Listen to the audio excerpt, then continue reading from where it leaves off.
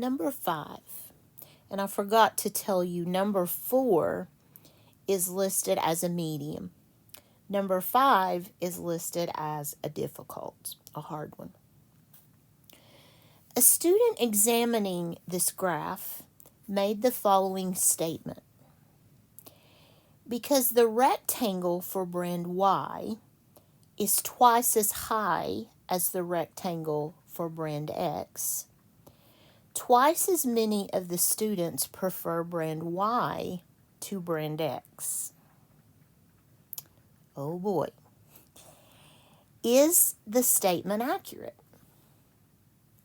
A says yes, that's accurate. B says no, because not all possible brands of fruit drinks were used.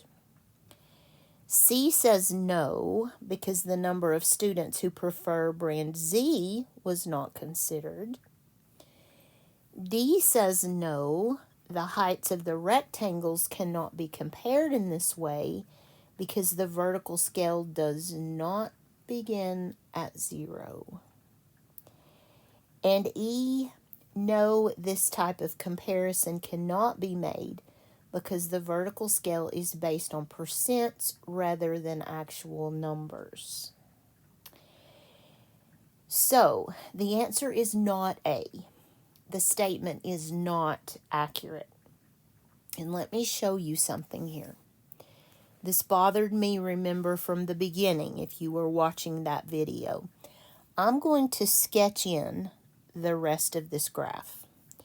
So let's say that, let's see, I want to see 0. So let me bring in a line here and a line here. So this would be the 15% line. This would be the 10% line. And here would be a 5% line. And way down here would be 0. So I'm just showing you the part of the graph that they failed to show us. So here is 0. And look at what happens when I extend those lines. This is why I always want to see 0.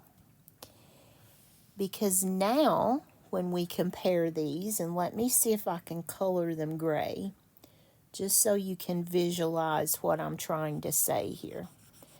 So now compare these lines, these bars. X is no longer half of Y. It's more like 2/3 of Y. So if I make a decision without seeing true 0, ground 0, or absolute 0, I'm making a faulty observation. So no, this is not a true statement because you cannot compare the heights of the rectangles if you can't see the whole thing. This one is listed as a hard question because it really takes some thought. But I will give you a hint here. Always be leery if you cannot see 0.